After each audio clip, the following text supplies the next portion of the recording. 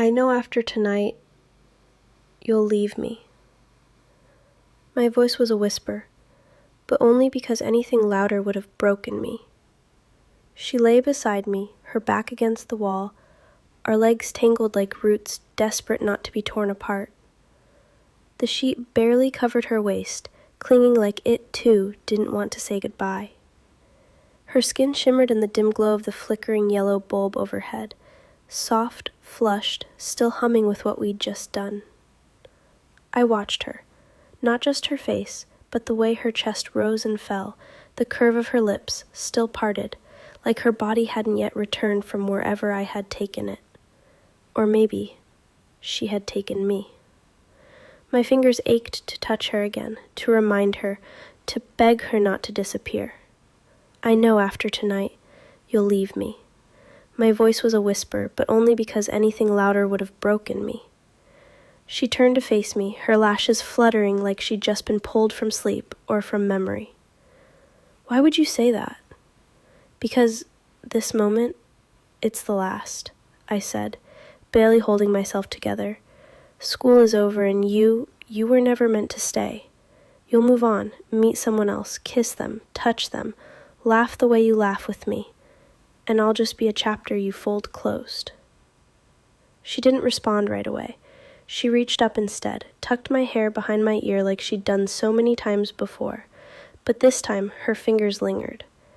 I couldn't forget you if I tried, she said softly. You're not just a chapter, you're the ink. I shivered. Promise me, I breathed. She leaned forward, lips brushing mine like a sigh, a kiss that wasn't hungry, it was aching, deep, slow, the kind of kiss that wants to live under your skin. I love you, she whispered. God, I love you. I love the way you taste after we've made love. I love how your skin still trembles when I touch you. I love your scent, like heat and memory. I love that when you sigh into me, I feel like I've found home. My eyes burned. A tear rolled down. But I still feel like I'm going to lose you. She cupped my face, her thumb stroking the edge of my mouth like she was memorizing it. You won't, she said. You have me. In this life, in the next. If there's 1,000 versions of me out there, they all want you. I swallowed hard. Would you swear it? She smiled softly, eyes glistening. This isn't a Nollywood movie, babe. Then let's make it one, I said. Let's make it real. I reached into the drawer beside the bed and brought out the razor I had hidden there hours before. Her eyes widened. What? Just a little, I said. A mark, a promise, a forever. She stared at me, and in that silence something passed between us, something ancient. Then, slowly, she reached out, took the blade. If this is what love looks like to you, she said, voice trembling, then I'll bleed with you. She pressed the razor gently to her thumb. A bead of blood bloomed. Her breath hitched. She passed it to me. I did the same, flinching as it cut. A single drop, but it felt like it carried everything inside me. And then, without words, we lifted our hands, touched thumb to thumb, then sucked on them. Her blood on my mouth, mine on hers. It was copper, and heat, and something sacred. We looked at each other like we'd carved a secret into the universe. I choose you, she whispered, forehead pressed to mine. Even if I have to keep choosing you in silence. And I choose you, I whispered back, even if loving you ruins me. Then she kissed me, and this time it wasn't gentle, it was desperate. The bedsheet fell away, our bodies found each other again, not out of lust, but of need. Like we were trying to burn this moment so deep into our skin that nothing, not time, not distance, not fear, could take it. Her hands were everywhere, mapping me, claiming me. Mine held her like she was breaking, and I wanted to be the one to keep her whole. We moved slowly, reverently, like each breath might be our last. The bed creaked beneath us. The room, too quiet to contain our sounds. Her sighs. Maureen, the soft, I love you, she breathed against my neck, again and again, like a prayer. We weren't making love, we were making memory. When we finally stilled, the only thing between us was the echo of everything we hadn't said.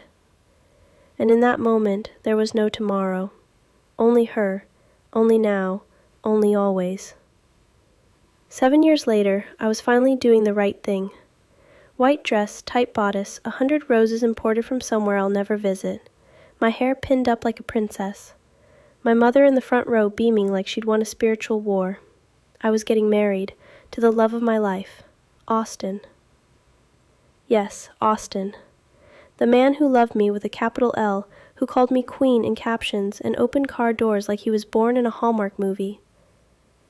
The man who wore matching Ankara with me for church, Thanksgiving, and thought my past only meant the few boys I never returned calls to. I smiled at him. Not the fake one, the real one I'd practiced in the mirror. The one that said, I'm ready, I'm whole, I'm healed. But then, the church door creaked open. Late comer, I thought, until I saw the sunglasses. And just like that, my throat went dry. She moved slowly, like she had all the time in the world, slipped into the last pew and crossed her legs like she owned the floor she walked on. I would have known that smirk anywhere, even beneath those ridiculous shades. Judith. Undeniably, Judith. The woman I once made a blood oath with in a sweaty student lodge on a borrowed mattress. The one who tasted like forever. The one I bled for, and who bled for me. The same Judith my mother had screamed about when she saw our messages. The same Judith my cousins warned would ruin my destiny. The same Judith our pastor said was a spirit of confusion, sent to derail me from God's plan. So I deleted everything, blocked her, moved cities, started fresh, like a good girl, like I was told to. The pastor's voice snapped me out of it. Do you, Maureen James, take Austin Edet to be your lawfully wedded husband, to love and to cherish, in sickness and in health? I blinked. Do I? I could feel sweat trickle down my back under the corset. My fingers twitched. Austin glanced at me, his brows furrowed just slightly. Babe? I licked my lips, trying to shake her from my line of vision. I do? It came out more like a question. The pastor hesitated, just a flicker, then continued. I felt Judith watching me the whole time. Felt her gaze like the edge of that razor we once held between us. Sharp, familiar, holy. After the kiss, Austin's lips warm and certain, I forced a smile, waved at the clapping crowd, and marched out of that church like I hadn't just said, I do, with my ex-lover staring into my soul. Outside, the sun was too bright. People were tossing petals and hugging me, shouting, You're glowing, Maureen. And maybe I was. But then I saw her, leaning against a sleek black car, arms folded, same cocky slant to her mouth, not smiling, just watching. Judith.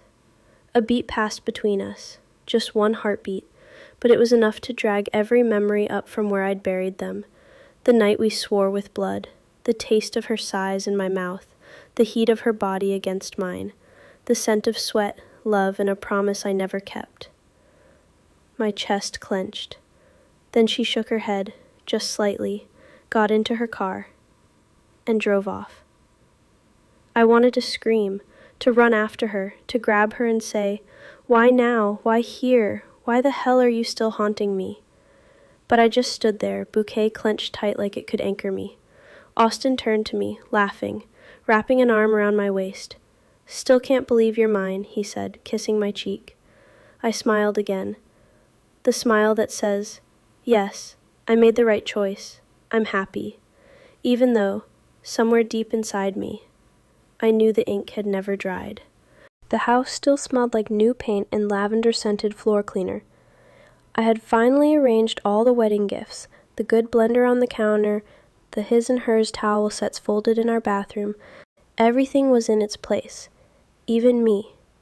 I had settled into my role as Mrs. Maureen Edet with impressive speed. I'd wake early, tie my scarf like a good wife, make smoothies I didn't drink, and wait for Austin to return from work with his tie loose and his phone glued to his hand. We laughed, we prayed, we argued about which DSTV plan to renew. We were fine. Then Blessing called. "My sister," she yelled as soon as I picked. "You want to ghost me, right?" I laughed, slumping into the couch. Blessing, is that how you greet a married woman?" "A whole married madam," she teased. "You that wore gown and cried on cue. Academy Award loading." I chuckled. "You must be mad." "But on a serious note," I said, clearing my throat playfully, "you can't leave ordinary 300,000 naira for me." "Babe, that wedding cake was heavy-o," she groaned dramatically. "Do you know the price of fondant in this Buhari economy?" I laughed harder. "We haven't deposited all the cash gifts yet. You know how family is. My mom's still holding some. Will you take cash?" Cash won't be bad," she said, then paused. "In fact, my friend can help me pick it up." I narrowed my eyes. "Friend?" "Yes, nah," she said casually. "Wait," I smirked. "You mean friend, or just friend?" "Heh," she laughed, fake coughing. "Let me not go and put myself into trouble, Blessing!" Okay, fine. Friend, she confessed, giggling. "Happy now?" I burst out laughing. "You see your life? So you're still dragging that lifestyle?" Auntie Deliverance, she teased. "What do you want me to do? Find man and cry every December?" "God punish you." "Love you too, babe." We laughed again. It felt easy, like being with her always was. Blessing had been the only bright thing in that dark, shame-filled correction camp my mother had shipped me to years ago. While the counselors screamed hell and scripture, she whispered jokes and passed me sneaked slices of cake. She never denied who she was, just delayed saying it out loud. "I'll send your number to her," Blessing said, snapping me out of the memory. "She should be around your area." I leaned back, voice suddenly cautious. "You know money is a delicate something. I hope she can be trusted." "Ah," she laughed. "She was even at your wedding, Maureen. I invited her." I paused. My heart skipped. "Really?" "Yes, anyway, I'll tell her to call you. Later." "Later, babe."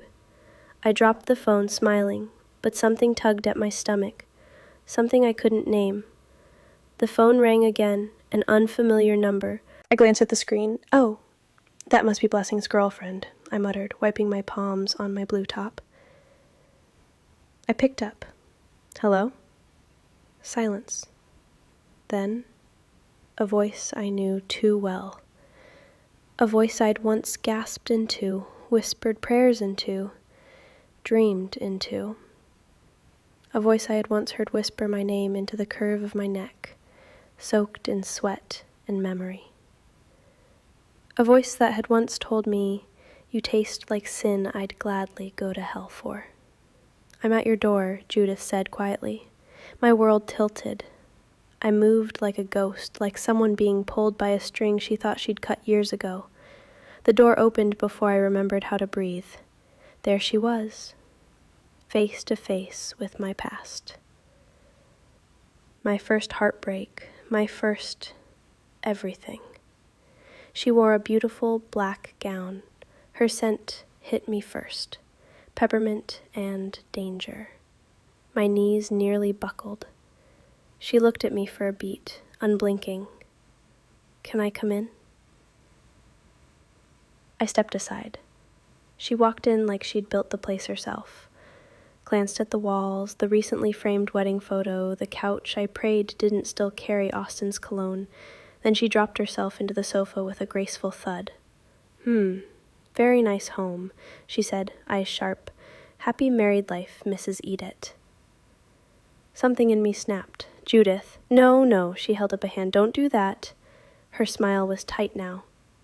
"I only dropped by to collect 300,000 Nero. My babe sent me, and you know me, ever loyal, ever faithful. I was like, why not? I'll help my sweetheart, even if it meant stepping into the house of some ex who made me swear forever, then ghosted me like a bad dream." She chuckled, low and throaty, a sound that once made me press thighs together under lecture hall desks. "Judith," I whispered, already unraveling, "I can explain." She leaned back, one arm flung over the couch like she wasn't shaking inside. Okay, Maureen, marvel me. I swallowed. After school, everything just got too loud. My mom found our chats. My cousins started praying over me. The pastor came. The threats came. Judith, I was drowning. And you, God, you were the only thing that ever made sense, that made me feel like I wasn't broken. But I panicked. I chose safety. I chose survival. And I hated myself for it.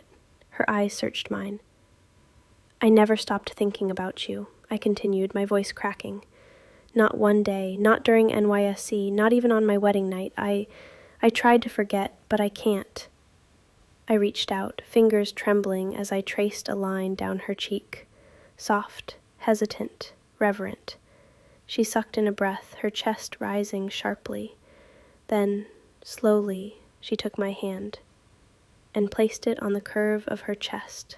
My fingers sank into her warmth. Her heartbeat thudded against my palm, and something inside me shattered. We moved at the same time, mouths crashing, hands desperate. We kissed like the world was ending, like we'd never done it before, like we had done it 1,000 times and missed it every single day. My back hit the wall, her hands tangled in my hair, yanking it, not roughly, but like she couldn't bear one more second of separation. She gasped my name. I sighed hers. Judith. I breathed as her lips traced the edge of my jaw. I need... But then suddenly she pulled away, breathing hard, lips parted and damp. I can't. I blinked, drunk on her taste. What? She stepped back. I have someone now. She's kind, she's soft, she's not you, but she loves me. And she's your friend too.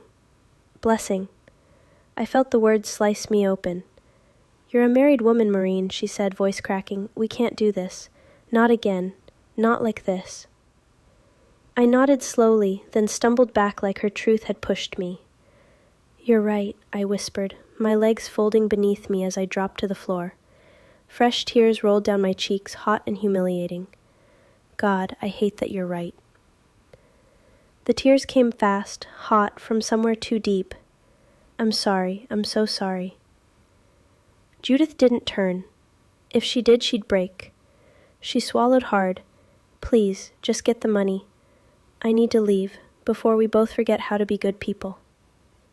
And I stood there, undone, needy, aching from a kiss that never finished, and she walked away.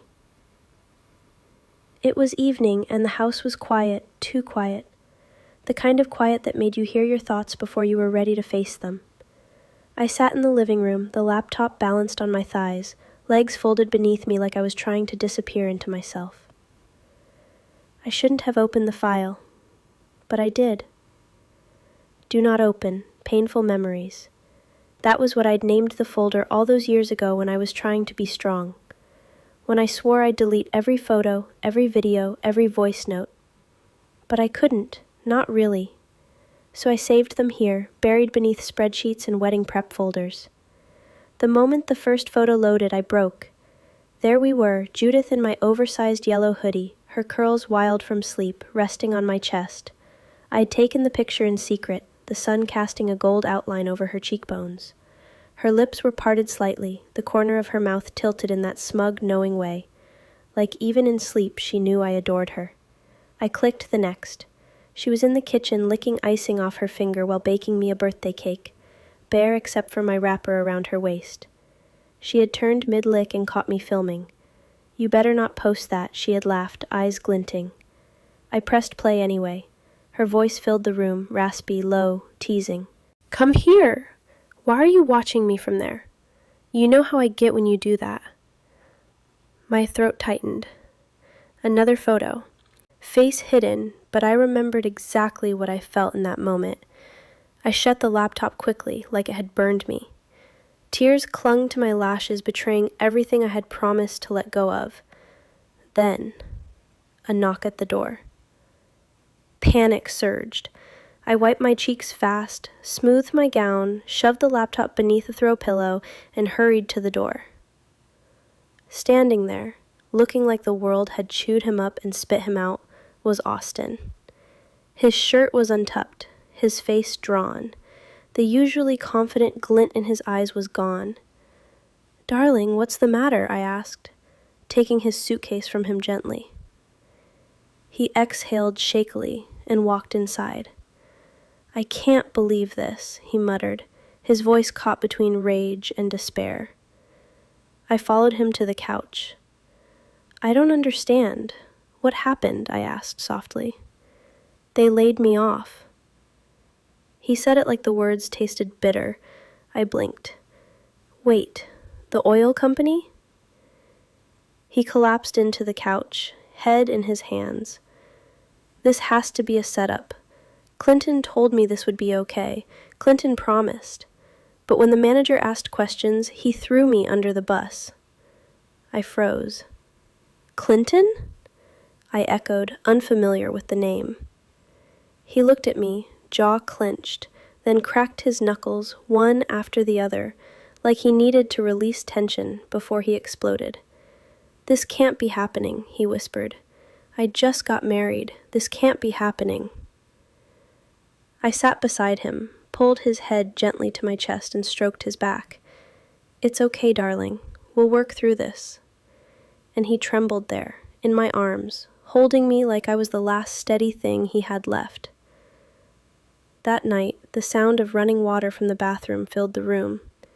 I had just laid down, head heavy from the weight of the day, but I couldn't stop thinking about Judith, her scent, the fire in her voice when she said, "Don't do that," the taste of that kiss, the trembling part of her that had placed my hand on her chest like she wanted me to feel how much it still beat for me. I reached for my phone. Before I could talk myself out of it, I typed, "Hey." She read it instantly, like she'd been waiting, like she was about to type first. A second later, "I'm in the hospital." My heart stopped.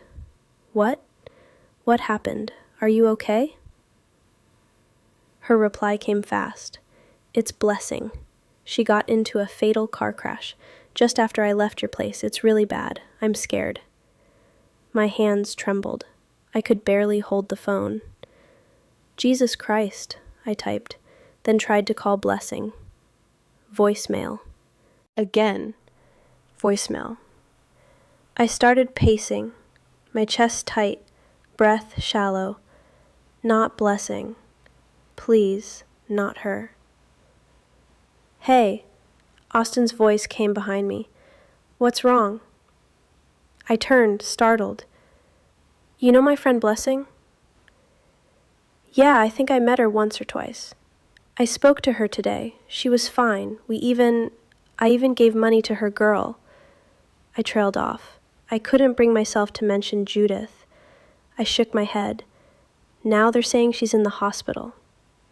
Austin came to me, pulling me into his arms. Hey, it's okay, sweetheart. Life sometimes just happens." But I couldn't stop shaking. A voice whispered inside me, coincidence or consequence? Was this some blood oath voodoo shit happening or just life, as Austin had said? Because the timing wasn't just odd, it was precise. I didn't know which. But I had a feeling this wasn't the end. If you enjoyed this video, please give it a thumbs up. It really helps. Drop a comment saying part 2 if you want the story to continue. Also, let me know where you're watching from. I love seeing how far these stories travel. Don't forget to subscribe and turn on post notifications so you never miss an upload. Till next time.